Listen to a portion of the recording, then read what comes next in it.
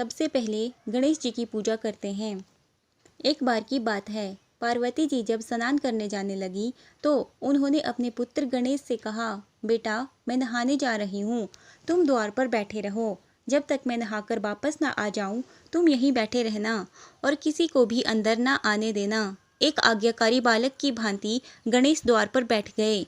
अभी पार्वती नहा ही रही थी कि भगवान शिव अपने गणों के साथ आए और घर में जाने लगे, तो गणेश ने उन्हें रोक कर कहा, अभी आप बाहर प्रतीक्षा करें। माता पार्वती अंदर स्नान कर रही हैं, जब वे स्नान कर बाहर आ जाएं, तब आप अंदर जाना।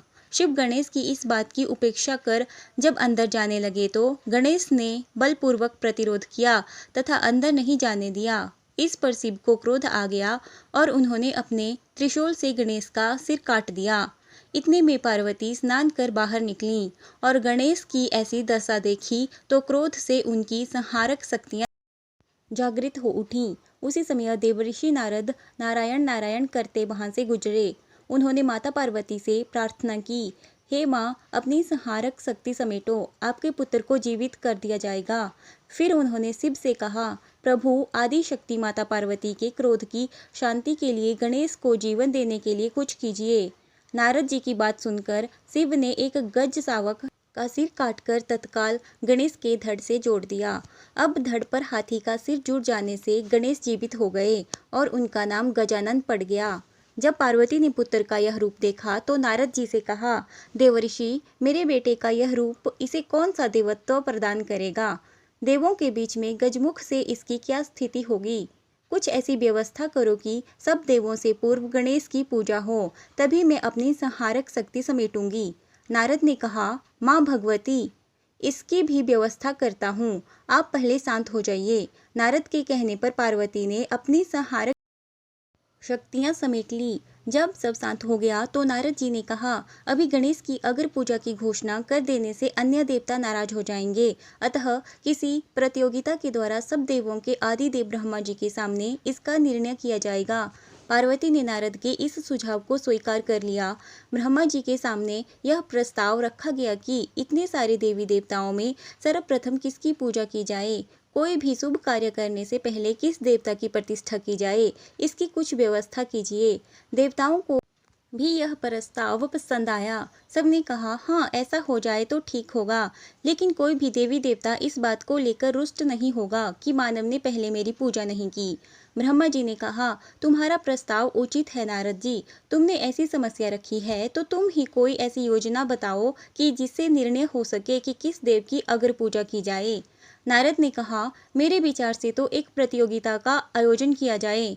देवी देवता अपने अपने वाहन पर सवार होकर इस पृथ्वी की परिक्रमा पूरी कर सबसे पहले आपके पास आ जाएं, वही अगर पूजा का अधिकारी हो।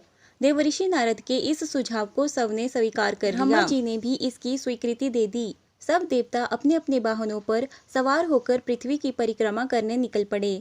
गणेश जी अपने चूहे पर सवार हुए, वे ही सबसे पीछे रहे। उनकी सवारी चूहा अन्य देवताओं की सवारियों के मुकाबले क्या करता, पर प्रतियोगिता में भाग तो लेना ही था। नारद गणेश का उपक्रम देख रहे थे तथा विचार कर रहे थे कि गणेश तो शरीर में वैसे भी लंबोदर, भारी भरकम, ऊपर से सिर भी हाथी का है। इनकी सवारी भी विचित्र चूहा जैसा छोटा सा जीव है, कैसे पृथ्वी की परिक्रमा करके सफल होंगे। उधर माता पार्वती को वचन दे दिया है कि उनके पुत्र गणेश की अगर पूजा होगी। ऐसे सोचते हुए उन्हें एक उपाय सूझा। वे गणेश से बोले, गणेश जी, उन बड़े बड़े देवताओं और उनके भारी भरकम वाहनों के बीच में आप अपने भारी शरीर से इस छोटे से चूहे पर बैठकर पृथ्वी की परिक्रमा तो संभव है कर लो, पर सर्वप्रथम आने के बारे में भी कुछ सोचा है? गणेश ने कहा, मेरे पास जो वाहन है मैं तो उसी का प्रयोग करूंगा, प्रथम आऊं या ना आऊं। नारद ने कहा, करो, अपने इसी वाहन का प्रयोग करो, पर बुद्धि के साथ। देखो, यह सारा विश्व ब्रह्मांड प्रकृति और पुरुष में समाया है और यह सब कुछ राम में रमण कर रहा है। ब्रह्मांड राममय है, इसी नाम की परिक्रमा यह भूमंडल कर रहा है, अतः तुम इसी नाम की परिक्रमा कर लो। तुम्हें पृथ्वी ही नहीं समस्त ब्रह्मांड की परिक्रमा का फल मिलेगा।